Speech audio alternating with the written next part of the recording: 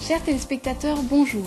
Aujourd'hui, nous vous invitons à une émission toute particulière consacrée à l'eau. Bonjour Lydie. Bonjour Henri. Il y a quelques semaines, nous avons parlé d'une source d'eau qui a permis l'établissement de la ville de Jérusalem. En coulisses, tu m'as également signalé que tu aimais particulièrement les antiques adductions d'eau. Voudrais-tu bien partager ces raisons avec nous ? C'est vrai que tout ce qui a à faire avec l'eau m'a intéressé depuis longtemps. La première raison, probablement parce que mon papa était plombier toute sa vie et je l'accompagnais dans les maisons où il devait placer des conduites d'eau ou parfois dans des bâtiments neufs. Il faisait les conduites d'eau. Et je me rappelle toujours ce moment magique où on ouvrait la vanne principale sur la rue et que l'eau entrait dans la maison et que l'eau sortait pour la première fois des robinets. Donc probablement, il y a là une raison. Mais la deuxième raison, c'est que dans la Bible, on parle beaucoup d'eau, de mer, de fleuves, de puits, de sources. Et comme je lis la Bible depuis longtemps, cela m'a intéressé. Tu te rappelles peut-être quelques épisodes bibliques avec de l'eau ? Alors, je penserai à la mer Rouge, avec les Hébreux qui ont traversé la mer. Absolument. C'est un passage magnifique. Absolument. Il y a également le baptême de l'eunuque par Philippe. Un récit dans le livre des Actes, exact. Et l'eau changée en vin par Jésus lors des célèbres noces de Cana. Ah oui, absolument. Il y a d'ailleurs beaucoup de récits bibliques, je pense au déluge par exemple, ou la Bible qui commence en disant que l'Esprit de Dieu se mouvait au-dessus des eaux. Tout à fait. Mais c'est vraiment un fil rouge dans toute la Bible. Alors ça, c'est certainement un élément qui m'a intéressé. Troisième élément de mon intérêt remonte, je pense, à 1980, lorsque dans une revue sur l'archéologie biblique, une revue américaine, la Biblical Archaeology Review, il y avait un article sur 2 ou 3 systèmes d'adduction d'eau que les archéologues avaient découverts en Israël. Et vraiment, ça m'a tellement intéressé à ce moment-là que lors de mes voyages ultérieurs, j'ai pris des images et été à ces endroits pour voir comment c'était et comment des ingénieurs, comment des êtres humains, bien longtemps avant nous, avaient développé des systèmes pour apporter l'eau dans leur village ou vers leur maison ou là où ils habitaient. Alors, dans nos pays occidentaux, l'eau est partout, que ce soit pour faire notre vaisselle, remplir une piscine ou simplement prendre un bain. Malheureusement, pour plus de 2/3 de la population, c'est quelque chose qui n'est pas courant. L'eau potable est en passe de devenir également le prochain enjeu mondial après la crise du pétrole. On peut s'imaginer alors qu'il y a 3000 ou 4000 ans, c'était quelque chose de très difficile de pouvoir s'approvisionner en eau. Déjà aujourd'hui, comme tu viens de le dire, s'approvisionner en eau est difficile pour une immense majorité des habitants de la Terre, et ce l'était forcément aussi il y a 3 ou 4 000 ans. L'eau de tout temps, et aujourd'hui encore, c'est synonyme de vie. Quand on n'a pas l'eau, on meurt de soif. Et il n'est pas étonnant que dans les civilisations anciennes, comme dans la Bible, on va trouver beaucoup d'allusions à l'eau. Les oasis dans les déserts vont jouer un rôle de vie. S'il n'y avait pas les oasis, s'il n'y avait pas quelques rares sources d'eau, on ne pouvait pas y vivre. Mais revenons à l'archéologie, car elle a permis de montrer que déjà dès les années 6000, 7000 avant Jésus-Christ, des êtres humains ont creusé des puits pour atteindre des nappes phréatiques et ainsi pouvoir puiser de l'eau. À partir des années 3000, on sait, de par les découvertes archéologiques, que des êtres humains ont bâti des citernes, soit des citernes individuelles pour des personnes qui habitaient quelque part tout seuls, soit des citernes pour collectivités. Et forcément, les sources d'eau, ça, elles existaient toujours, mais parfois les gens n'habitaient pas directement près de la source, parfois ils habitaient beaucoup plus loin. Alors, soit il faut aller chercher l'eau à la source, soit il faut développer un système de conduits qui amène l'eau jusqu'à l'endroit où on habite. On en a naturellement des exemples extrêmement sophistiqués à l'époque romaine. Il n'y a qu'à penser aux fameux aqueducs que l'on voit partout dans les pays méditerranéens. Donc, l'eau est de tout temps et toujours encore aujourd'hui synonyme de vie. Alors, tu nous mets littéralement l'eau à la bouche. Quels endroits allons-nous visiter dans le cadre des découvertes archéologiques en rapport avec les adductions d'eau? Nous avons choisi 4 endroits. Ces 4 endroits, c'est les antiques villes de Megiddo, de Beersheba, de Hatzor et de Gabaon. On est là dans des systèmes d'adduction d'eau qui remontent au 8e, 9e, 10e siècle avant Jésus-Christ, donc c'est loin. Et le génie qui a été manifesté pour trouver ces systèmes est exceptionnel. Ces 4 endroits sont explicitement mentionnés dans la Bible. Par exemple, comme dans un texte biblique où il est dit que le roi Salomon fit bâtir la muraille de Jérusalem, Hatzor, Megiddo et encore une autre ville qui s'appelle Gézer. Voilà donc une mention de ces villes. Revenons peut-être à Megiddo, l'archéologie, ce que l'on a découvert à Megiddo. Megiddo, Tel Megiddo, situé sur la Via Maris, la principale route entre l'Égypte et la Mésopotamie, Megiddo avait une importance stratégique inégalée.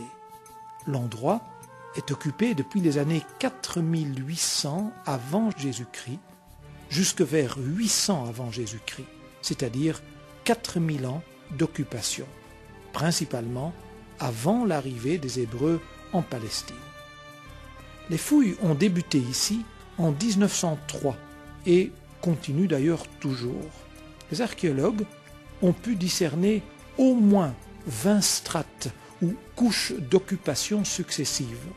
En pratiquant une tranchée dans le tel c'est la colline, ils ont mis au jour cet autel cananéen de 8 mètres de diamètre et qui date des années 2400 avant Jésus-Christ, longtemps avant l'arrivée du peuple hébreu encore une fois.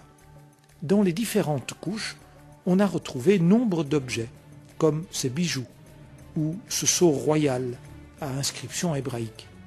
Dans les couches supérieures du tel, celles qui concernent les 200 ou 300 dernières années d'occupation, les archéologues ont dégagé les assises de l'ancienne structure d'entrée qui était faite en casemate, structure typique de l'époque de Salomon. Et pour Megiddo, cette structure était en angle droit sur le sens de la rampe d'accès. Ceci pour obliger une armée ennemie ou des chars à briser leur élan dans l'attaque. Cette maquette que l'on voit ici l'illustre bien. À l'intérieur de l'ancienne enceinte, on a découvert un silo à grains. Il a 12 mètres de diamètre et pouvait contenir jusqu'à 430 tonnes de céréales. Un peu plus loin, les bases de 4 bâtiments qui s'avérèrent être les écuries du roi biblique Akab. Cette ville ne pouvait exister que grâce à un important point d'eau. C'est ce que les archéologues découvrirent en dégageant une partie légèrement creuse sur le dessus du tel. Et ce qu'ils découvrirent était tout simplement génial. Les ingénieurs civils de Salomon et d'Akab, dans les années 900 et 800 avant Jésus-Christ, creusèrent apparemment d'abord un puits d'accès de plus de 30 mètres de profondeur. D'abord en traversant la partie meuble du tel, faite de plusieurs couches de débris d'occupation antérieure, et ensuite dans la partie rocheuse du tel. Les marches originelles sont encore visibles à côté d'un escalier moderne pour les visiteurs. Le puits continue ensuite en oblique à 45 degrés et se poursuit par un tunnel horizontal de plus de 60 mètres de long. Au bout du tunnel, on débouche dans une grande chambre voûtée, creusée dans la roche, là où jaillit une source, celle qui est à l'origine de l'implantation humaine à Megiddo. Henri, pourquoi cet ingénieux système pour accéder à la source ? Parce que la source, qui est en même temps le point fort d'un établissement humain et qui permet que des personnes y vivent, est aussi le point faible de cet endroit.